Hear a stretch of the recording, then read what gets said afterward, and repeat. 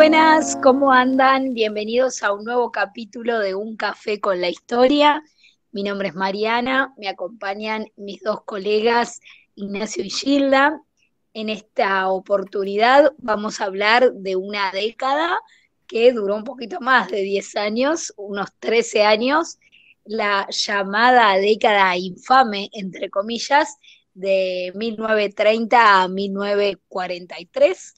Así que bueno, esperemos que les guste, esperemos que disfruten de este episodio, que nos dejen sus comentarios, sus opiniones y que bueno, nos sigan escuchando y aportando todo lo que sume para seguir haciendo un podcast interesante. Así que vamos a empezar con Gilda. ¿Cómo va, Gilda? Buenas, buenas.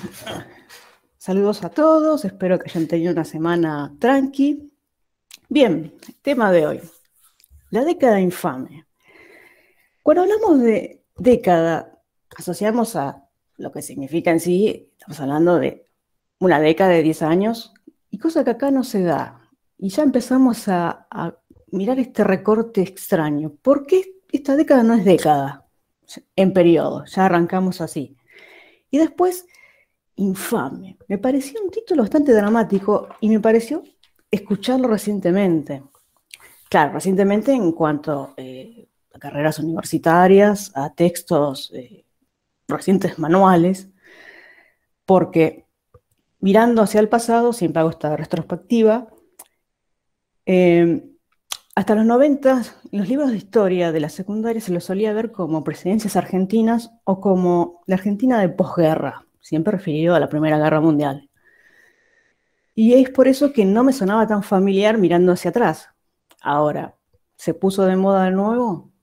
Sí, hay muchos documentales recientes, historiadores muy conocidos de la tele, pero el término, ¿cuándo surge realmente? Década infame.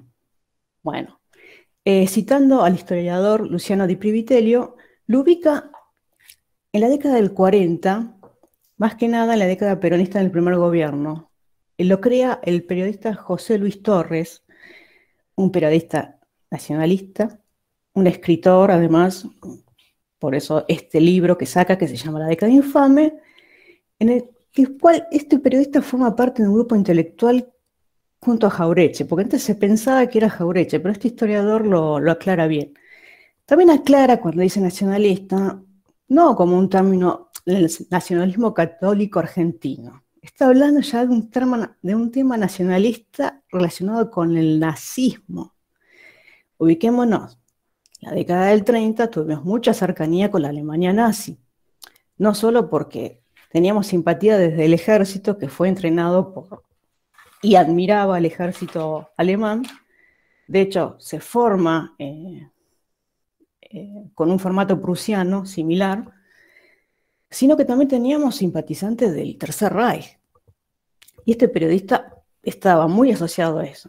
Bueno, hay una foto famosa de la década del 30 en el Luna Park, la mayor congregación nazi, lo que era América Latina. No era un dato para pasar al olvido. Pues bien, ¿por qué forma este concepto de década infame? Bien, este historiador trata de argumentar que es referido a tratar de haber marcado un antes del peronismo como para decir, bueno, esto está acá justificando ese pasado. Tiene que ver con, fue una década fraudulenta en cuanto a lo electoral, corrupta en lo económico, pero también entreguista. Está cuestionando esta relación bilateral con Gran Bretaña, cuando no.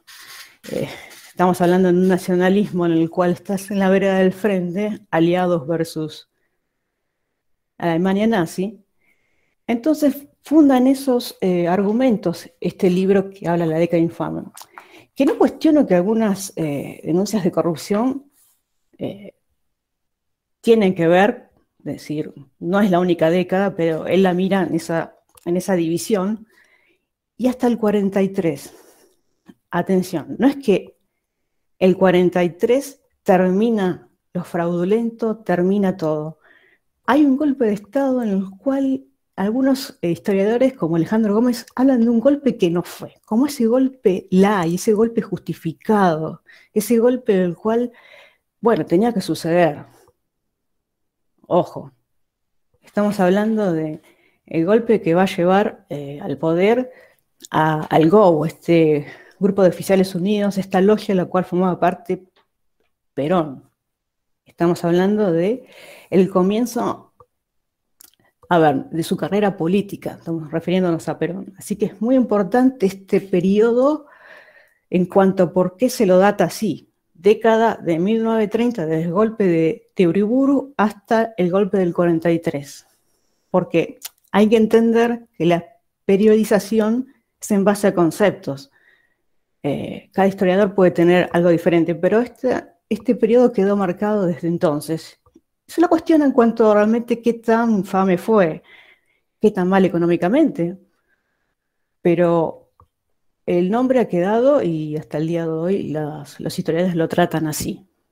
Eso es para empezar, para tratar de entender por qué hablamos de década cuando no dan los números, pero sí se trata de hacer un corte y el por qué. Bueno, buenas noches.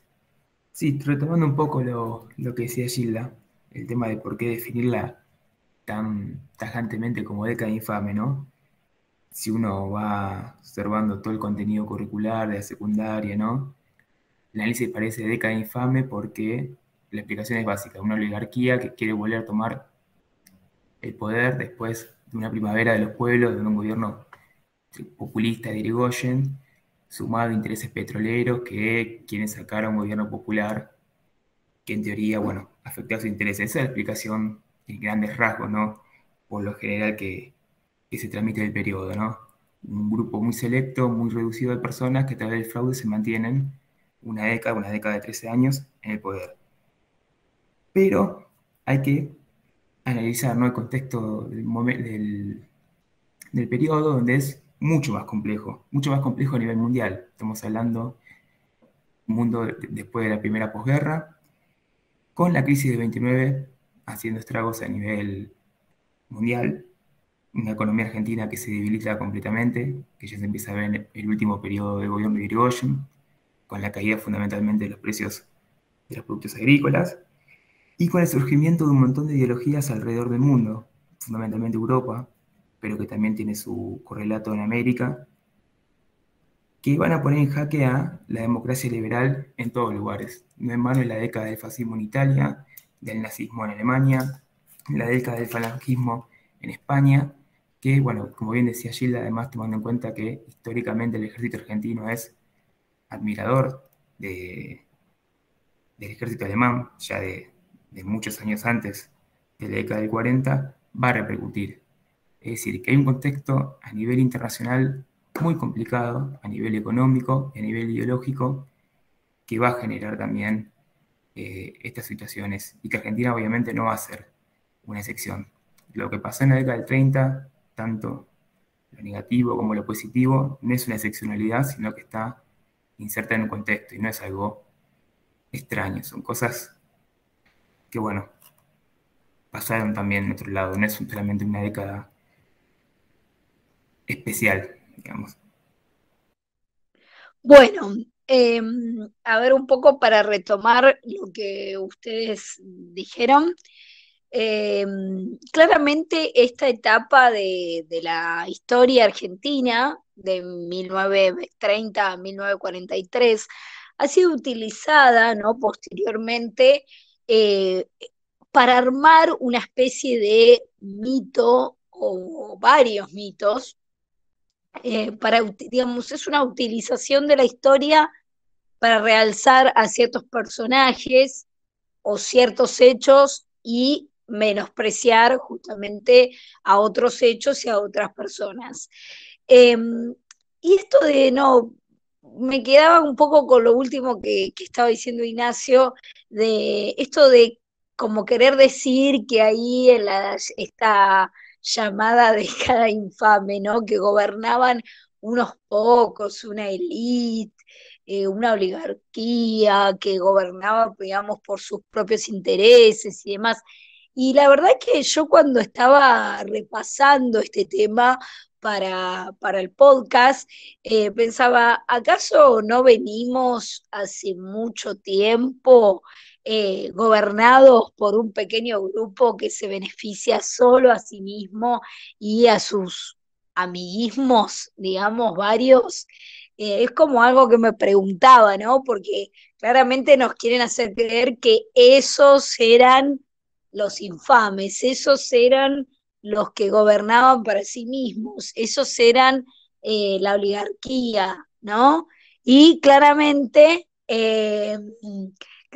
venimos como hace mucho tiempo, obviamente puede haber algunas excepciones, pero claramente hace mucho tiempo venimos con gente que, digamos, gobierna para sus amigos y para sus propios intereses. Un poco va a ir por ahí, por lo menos mi análisis sobre estos años y también su relación, ¿por qué no?, con el presente. Pero bueno, avancemos con Gilda a ver con qué otra cosa te gustaría seguir.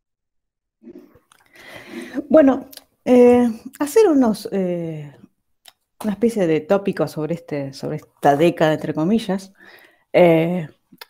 Cuando hablaba de que este periodista quiso hacer un trazado entre un antes y un después, como bien lo dijiste vos, de esta supuesta oligarquía, como que nunca hubo una oligarquía anteriormente. Tenemos que entender que las críticas que hace son puntuales. ¿Por qué? Porque necesitamos que quede en estos años con ciertos conceptos. Es decir, la idea es, no importa qué tanto fue la economía va de mano de la corrupción. Porque si vamos a hablar de la crisis en la cual Irigoyen, antes de ser derrocado, tiene que afrontar, y que tiempo después, hasta 1932-33, se sigue afrontando los costos de la crisis de la Bolsa de Nueva York, de la caída, vemos que la economía agroexportadora termina saliendo a flote y que las medidas que se tomaron, las trata de entreguistas, las trata de... todavía se usa ese término de entregar nuestra soberanía a tal imperio, a tal corporación. Son medidas dentro de todo el sentido común. El mundo se cierra económicamente, eso hay que decirlo. La economía tiende a hacer tratados, en todo caso bilaterales, pero no a estos tratados de comprar a diferentes lugares. Y en ese marco se entiende este tratado de Roca-Russmann, que es ese tratado ícono en cuanto a corrupción a esta década. Y lo toma a este autor como es el tratado en cual la Argentina cede ante Gran Bretaña. Otra vez volvemos a esta crítica de la relación Gran Bretaña-Argentina. ¿Crítica por qué? Si era, digamos, el país inversionista que sí, hizo negocio, pero fue el país que invirtió en esta Argentina que salía de guerra civil, la cual no tenía manera de tener un traslado de mercadería, de producción. Es decir, los trenes nacieron gracias a esta inversión, nos guste o no. Ahora, ¿este tratado se pudo hacer de una mejor manera? Quizás, pero hay que entender, el mundo cerrado, Gran Bretaña elige sus colonias. Nosotros vamos a tratar de mediar por un tratado de carnes en el cual no deje frigoríficos que, bueno, acá viene otra vez, frigoríficos que están representados por terratenientes, clase oligárquica. Ok, pero esa clase oligárquica con estos frigoríficos, ¿a quiénes empleaban? Trabajadores. Otra vez, hay un problema de cambios, hay un problema con respecto a las divisas, se abandona el patrón oro. Entonces, hay una necesidad de ir a negociar. A -10 o a -5 se podía haber hecho mejor. La historia por ahora dice que se hizo de esta manera y se trató de salvar esas inversiones, esas pocas inversiones, y también se cuestiona el sabotaje de algunos bancos, como el Banco Español. En Estados Unidos quebraron varios bancos, se cortó esta cadena de pagos. También, ¿queríamos dejar este banco quebrar? Sí, a ver, nuestra visión de libre mercado diría que sí, pero estamos hablando de una crisis excepcional, como fue esa crisis. Teníamos que rescatar este banco para tratar de rescatar la economía. Hoy con el diario del lunes diría que sirvió, porque después la economía va a repuntar. Pero bueno, la visión liberal que veníamos teniendo diría, el banco quiebra, quiebra, pero tenemos que también tener en cuenta la crisis que se desató a nivel mundial. Bien, con eso quiero recomendar a un historiador, Roberto Cortés Conde, que trata esta relación de Gran Bretaña-Argentina, para sacar un poquito este manto de visión nacionalista. ¿Qué puede darse que algunos negociados se pueden hacer mejor y otros que están como se dieron? Es decir, fue lo que se dio en ese momento porque el mundo está, no es que el mundo no está y nosotros no necesitamos inversiones. Y este historiador trata de sacar este manto nacionalista, porque tratemos de sacarnos estos lentes, de ver la situación mundial y ver que tenemos una economía que depende de precios internacionales, hasta el día de hoy. Si cae la soja a un precio muy bajo, lo padecemos, porque nuestra economía lejos está de ser industrializada, lejos. Y otro hecho que va a suceder por esta economía mundial que se cierra, vamos a sustituir importación, obviamente, con una industria liviana, con una industria que no es todavía perfecta y desarrollada, pero a los tumbos va a tratar de suplir mercadería que no va a poder llegar de afuera. No hay divisas y el mundo tampoco hace muchos tratados bilaterales. Ojo, tampoco es que sobran esos tratados. Por eso hay que entender este mecanismo que se da en la economía y no verla con esta visión nacionalista que impone este periodista. ¿Por qué? Porque así le quitamos un poco este manto de oscuridad o este manto de una década en la cual estuvimos asumidos no solo en fraude y corrupción, sino en una miseria, cosa que no es así, al menos si lo analizamos sin estos anteojos que les hablo, que son la visión nacionalista que van a imponer en los 40, más que nada a partir del 46. Para volver con el tema del Tratado Roca-Russiman, se hace mucho hincapié, ¿no?, en esto que decías del entreguismo hacia Gran Bretaña, del dominio del Imperio Británico en la economía argentina, pero se omite de manera intencional que en el año 28 y 29 del gobierno de Irigoyen se realiza un tratado bilateral con Gran Bretaña de condiciones muy similares al Pacto Roca-Russiman, que es el Acuerdo de Avermont, que firma el gobierno radical con el gobierno de Inglaterra, para poder mantener estas relaciones entre la economía que era tan necesaria, ¿no? Que aparte de decir, bueno, supongamos que el Pacto Roca-Russiman es una entrega al imperialismo británico. ¿Qué otra solución había en ese contexto tan desfavorable como era la crisis el crack del 29 y la crisis de los 30? Era ¿cómo sustituís todo ese entramado económico que era el motor de la economía argentina de un día para el otro en una situación completamente desfavorable, donde se retiraron las inversiones, donde no había comercio, donde el comercio internacional estaba muy retraído? Es decir, también fue una solución en un momento muy específico. Mirarlo con otros ojos de otra época es completamente un error. Bien, coincido con ustedes, digamos, desde una visión pragmática para el contexto de la época, ¿sí? Después de la crisis del 29 y bueno, después también de la Primera Guerra Mundial y todo lo que significó.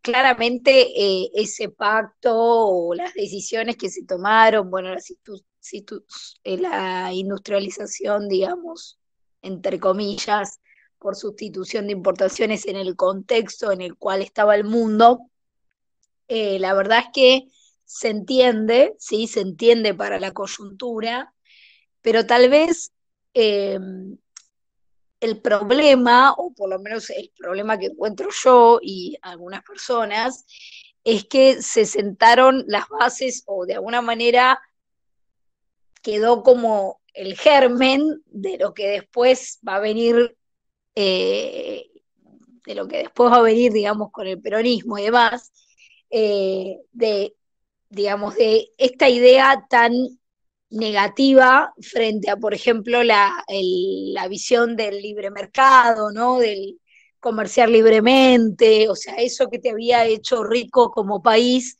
empieza a dejarse de lado o lentamente, quizá, bueno, primero fue por una cuestión práctica, pero evidentemente para lo que vino después fue tomado más como una solución más definitiva o como un programa de gobierno, no lo sé, pero quizá viéndolo desde ahora, desde el futuro, se empezó, digamos, a coquetear con ideas, ¿no? De mucho estatismo, de mucha regulación en varias cuestiones, ya sea granos, carne, demás, entre otras.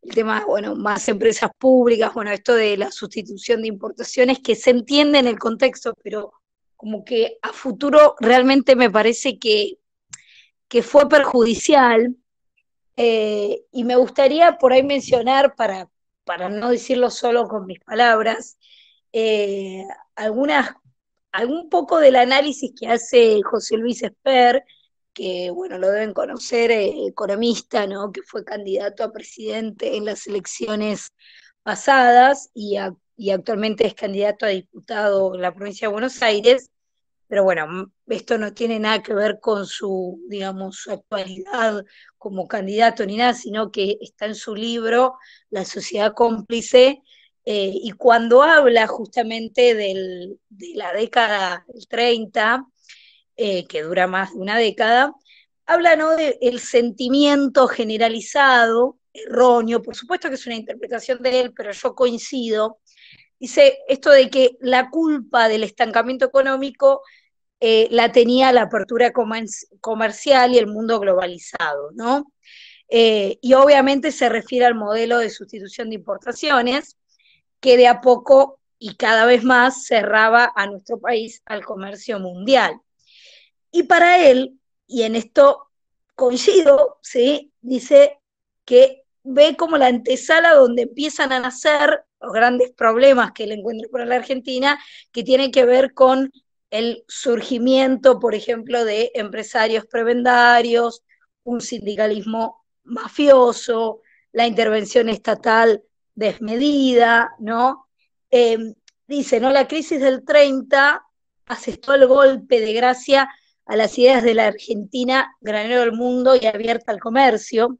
A partir de ese año se adoptó el modelo de sustitución de importaciones y la autarquía comercial como política de Estado. La consolidación de este conjunto de ideas se produjo en el segundo año de gobierno de Perón, en 1947. Obviamente que está hablando de que estas ideas realmente se profundizaron en los gobiernos de Perón, ¿no? Y esto de culpar al comercio mundial de los males argentinos. Y él dice claramente, significó la victoria del capitalismo de amigos, de la sociedad del lobby y del que no llora no mama. Consolidó, ahí dice claramente, las tres corporaciones, el empresariado prebendario, el político ladrón y el sindicalista mafioso. Bueno, obviamente que va con todo, quizá falta un poco de análisis y demás, pero digamos, para analizar de cara al futuro y a lo que vino después, eh, puede servir, aunque sea para discutirlo. Pero bueno, le paso la palabra ahí a Gilda. Sí, es como que hizo a grandes rasgos. Como si vos, habría quizás hacerle unos mínimos detalles de análisis, pero bueno, quizás él no buscaba eso, quizás dejar marcar esos grandes rasgos. Sí, y también recuerdo un podcast que hicimos sobre adoctrinamiento en el cual yo nombraba a Carlos Escudé, que hablaba como que esta década es el comienzo, y un poquito antes, pero él marcaba esta década sobre todo de este comienzo de este adoctrinamiento, entre comillas, si lo queremos llamar así, o de empezar a impulsar la educación con una visión de Estado, una visión ya no de este liberalismo de Alberdi, de la Constitución que se hizo por allá de 1853, sino estamos hablando ya de una visión, de una visión de la palabra nación como un culto, y el Estado acompañando esto. Es decir, ya no estamos viendo una educación basada en el individuo. Y se va a notar porque él hace un estudio muy detallado. Y también vamos a ponderar el fascismo, algo que se va a, digamos, a dar más que nada en los 40, pero ya empieza a ver estos detalles, estos tópicos. Es muy importante porque no solo hay grandes cambios en cuanto a este libre mercado que teníamos, a algo totalmente dirigido por el Estado, sino que va a empezar a bajar línea de que eso está bien, de que la nación está primero en todo, no importa después muy bien quién la conduzca. La patria, nación, que no estoy denigrando la palabra patria y nación, sino el enfoque que le están dando en esta década, esta no década numérica. Y es como que el círculo siempre va cerrando en torno a educación. Bien, otro detalle para marcar, en lo económico, aparece el Banco Central, este famoso banco que Milei quiere dinamitar, que tampoco, que no lo miremos como el demonio, no empieza tan así como lo vemos hoy, dependiente del Poder Ejecutivo. Tiene una idea dentro de todo como ese mediador entre las crisis externas y tratar de amortiguar todo lo que dañe la economía interna, pero termina siendo parte del Ejecutivo, sobre todo con el primer peronismo.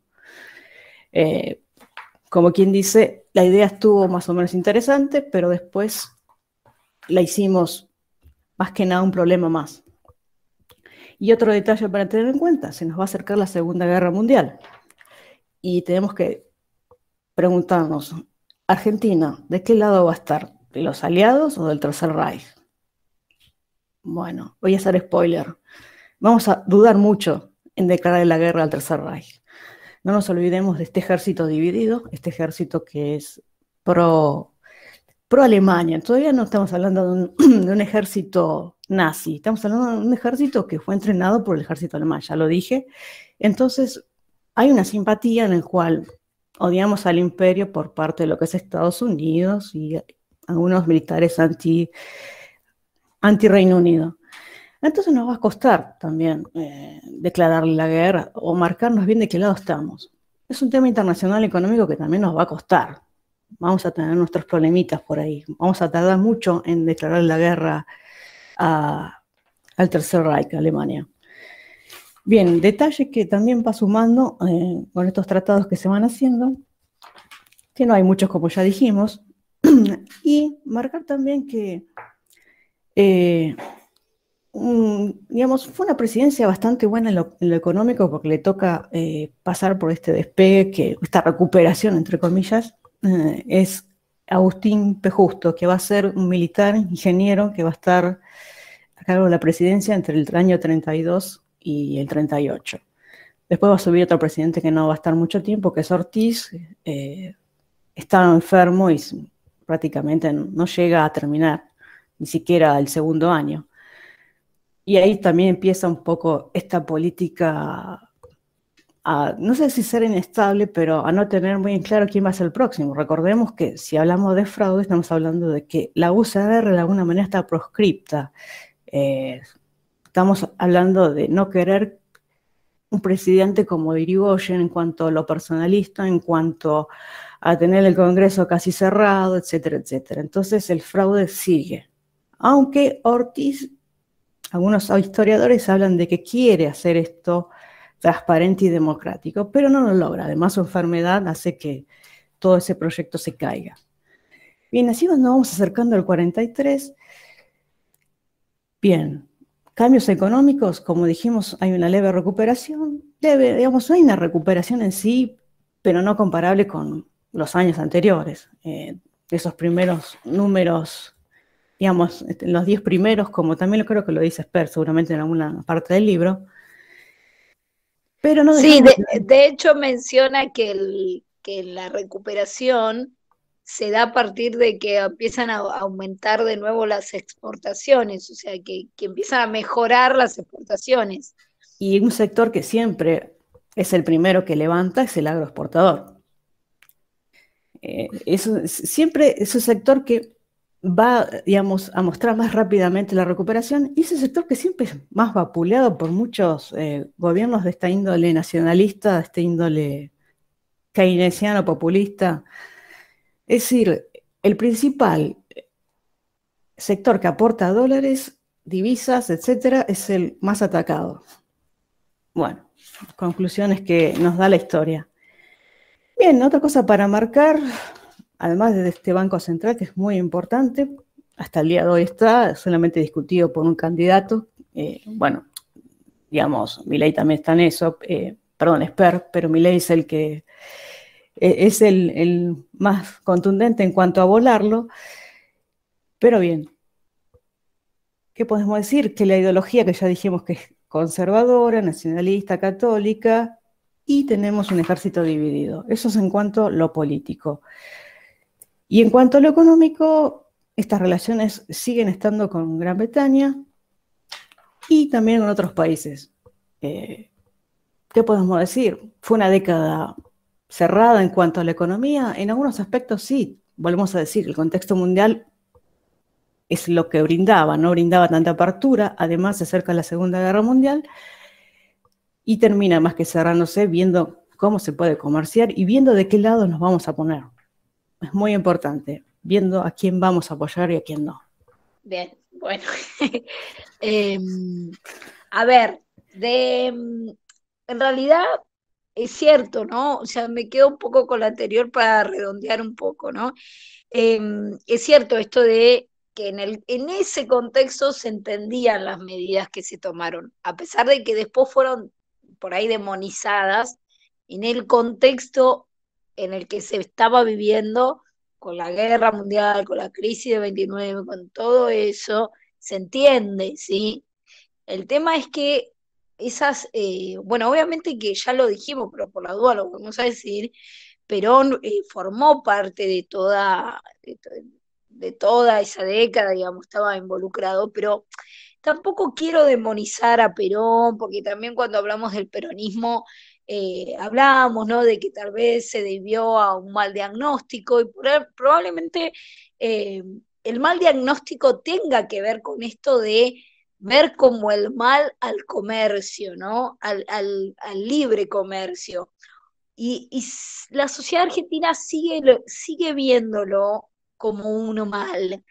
La realidad es que el comercio ayudó, por ejemplo, a que haya menos guerras, ¿no? Y si antes te peleaba por los recursos, quiero tener lo que tenés vos, el comercio ayudó a intercambiar y ser más pacíficos, por lo menos, y ambos nos beneficiamos en ese intercambio.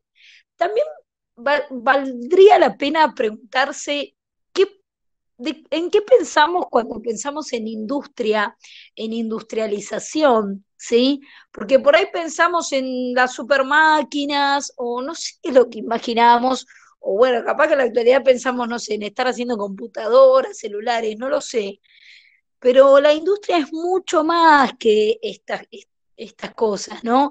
De hecho, hay economistas como, por ejemplo, Agustín Echevarne, que cuestionan esto de hablar de un modelo agroexportador. Dicen que la industria estaba muy desarrollada y no es que era en desmedro del campo, ni que al revés, sino que se complementaban perfectamente. Pero bueno, eso sería un tema para otro podcast y para tratarlo con profundidad, ¿no? Pero sí, por ejemplo, dejar esto de que hay economistas que cuestionan esto del modelo agroexportador, como por ejemplo Echevarne, y, y también, ¿no? ¿Qué pensamos cuando pensamos en industria, en industrialización? ¿Y por qué odiamos tanto al campo? ¿Por qué nos metieron tanto en la cabeza que el campo es malo, que lo que tenga que ver con el campo eh, es algo malo? De todas formas, puntualmente con esta década, todas esas medidas realmente se entendían en el contexto. El tema es el después, ¿no? El después, ¿qué pasó después?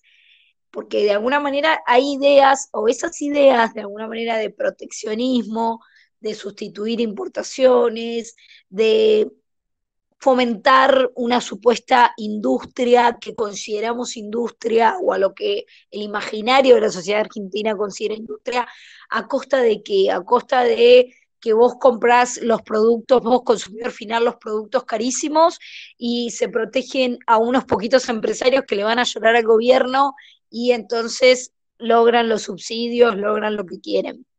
Pero bueno, realmente, obviamente, esto es un tema muy profundo y yo lo estoy trayendo al presente, pero claramente veo cierta conexión con esta década, por más que no sea directamente, ¿no? Y sí es cierto esto de que muchas de estas ideas empezaron a profundizar en el peronismo y continuaron, ¿no? Tal vez se tomaron algún descanso en la época de los 90, algún descansito breve, pero no tanto, digamos, ¿no? Eh, y bueno, después, es cierto, Gilda también lo mencionó, y el tema de la corrupción, eh, que existió, por supuesto, el fraude existió, no lo podemos negar, o sea, la realidad es que esto pasó. Bueno, Lisandro de la Torre, ¿no? Ahí cuando un matón le quiso disparar y demás y terminó matando a su compañero de banca, Enzo Bordavere. Bueno, claramente eso nos habla de que sí, estos eran tiempos complicados a veces en este tipo de cosas y que existían estas cuestiones, pero es cierto que hacer esta valoración de infame por lo menos tiene que llevarnos a preguntarnos por qué infame, para quién, con qué objetivo.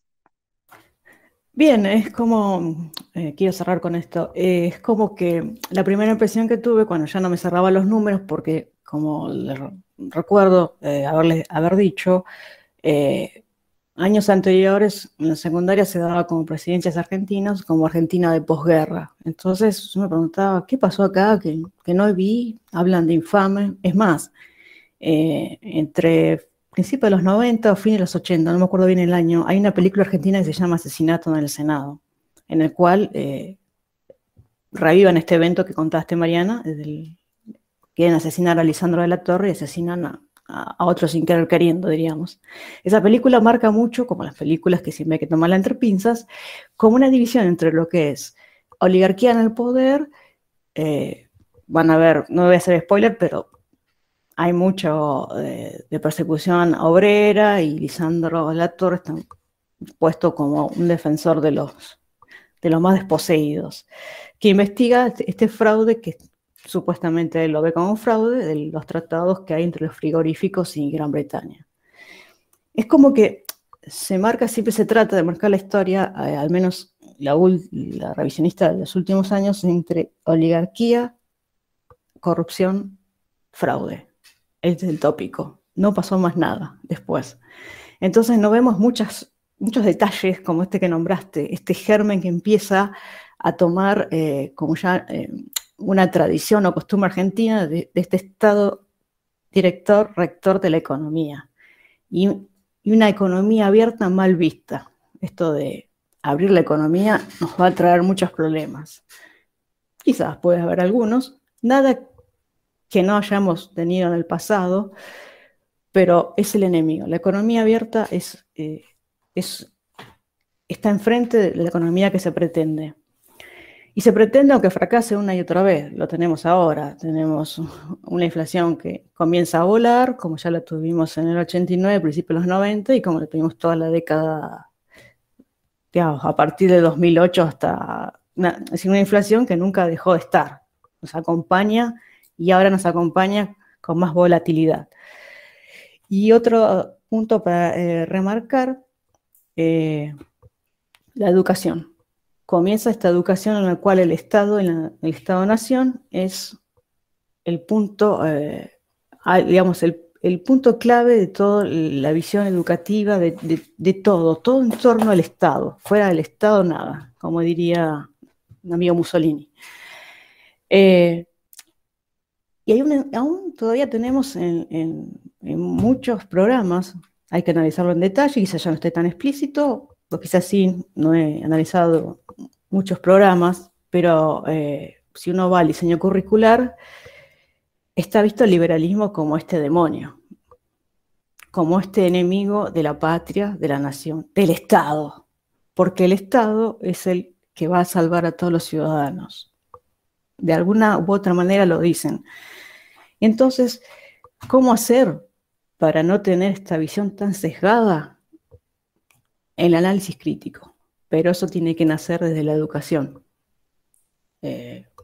Puede haber personas que ejerzan esa visión crítica con mucha lectura, pero no desde la escuela, lamentablemente. Pero bueno, todos los caminos conducen a Roma, bueno, todos los caminos nos conducen a la educación. Otro podcast más en el que termino con este círculo nuevamente. Espero un día romper este círculo, pero no. Y bueno, esta película la recomiendo para que la vean, para que se ambienten un poquito en la visión que a partir de los 80 y sobre todo en los últimos años se empieza a dar de esta década. Como esta visión que también se hace de la Patagonia Rebelde. Hay una visión de los 70 que hace una revisión, en los 80 también. Cuando volvió la democracia, queremos ver todo lo que se dio dentro de gobiernos supuestamente oligárquicos y militares, porque no todos los golpes son vistos de la misma manera. Vuelvo a hablar del 43, un golpe live, un golpe que casi no fue, pero fue un golpe. Pero bueno, es más, sacaron un video no hace mucho tiempo donde decía, bueno, el golpe tan esperado, ¿esperado por quién? Bueno, y así sucesivamente. Al fin, así que quiero cerrar con esto, de que tengamos un análisis crítico, porque estos títulos tan dramáticos como La década infame, algo hay atrás, algo hay que encontrar porque no todo es tan blanco y negro, siempre está un poquito teñido por la ideología. Hay que saber entender los conceptos del tiempo, los conceptos desde el día de hoy. Bien, con esto cierro por hoy. Bada. Sí, lo mismo. Quiero remarcar lo que decía Gilda, de sacar el concepto de década infame, analizar los 13 años que fue este periodo en su contexto de origen, cortar con esa imagen de que es una oligarquía que tomó el poder en detrimento de toda la población. Dentro del seno de los gobernantes de esta década hubo muchísimas diferencias, muchísimas ideologías distintas, muchísimas luchas políticas, así que bajo ningún punto de vista fue un grupo homogéneo, una oligarquía homogénea que usó el poder. Por supuesto que existió la corrupción, por supuesto que existió el fraude y todas esas cuestiones, pero reducirlo a decir década infame es hacer una visión muy simplista, muy reduccionista, que no explica nada y, como decía Gilda, algún interés en el fondo hay, y es ideológico, por supuesto, ¿sí? Apelar de vuelta a la conciencia crítica para analizar el pasado. Al igual que ustedes, me quedo con esto de la reflexión sobre la educación, pero también no esto de que decía Gilda, ¿no? Que durante los años 30 y después continuó hasta el presente, esto de que el individuo fue reemplazado por el Estado, ¿no? Es decir, tanto en la educación como en la filosofía, podemos decir, del sentido común, si se quiere, eh, no importa más el individuo, importa la nación o importa el Estado, con distintas caras, ¿no? Digamos, el Estado puede tomar distintas caras, a veces puede tomar la cara de la patria, otras veces puede tomar la cara de los pobres, otras veces puede tomar las caras de las feministas, otro día de los LGTB, otro día de, no sé, de otras disidencias sexuales, en fin, ¿no? Puede ir tomando distintas caras, pero lo que importan son los otros, importa el Estado, importan los grupos, importa el colectivo, y ahí te perdés vos, individuo, te perdés vos con tu libertad, con tu vida, con tus pensamientos, con tus ideas.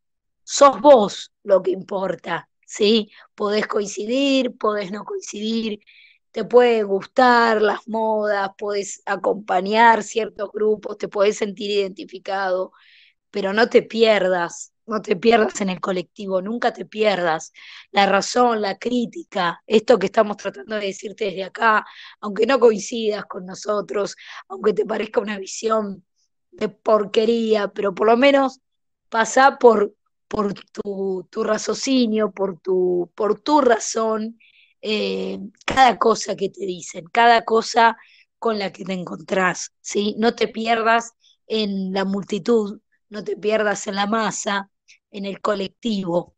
El individuo, ante todo, el individuo tiene que ser el que analiza el mundo, el que analiza su realidad. No dejemos que un grupo, que un colectivo la analice por nosotros. Así que bueno, con esto me despido, nos volvemos a encontrar en el próximo capítulo. ¿Qué tema vamos a tratar en el próximo? ¿Lo decidimos o no?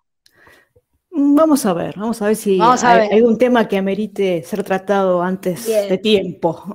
bien, vamos a ver, vamos a ver. A ver si, bueno, después vienen las elecciones también, ahí vamos a tener que hacer un Por eso pueden análisis. surgir Bueno, temas. El debate de provincia de los candidatos dio que hablar, dio que hablar. Por eso dije, dio que vamos a hablar. ver. Bien, bueno. Bueno, entonces nos despedimos. Esperamos que hayan tenido una buena semana, que tengan una buena semana, que tengan una buena vida. Nos encontramos en el próximo capítulo. Hasta la próxima. Chau.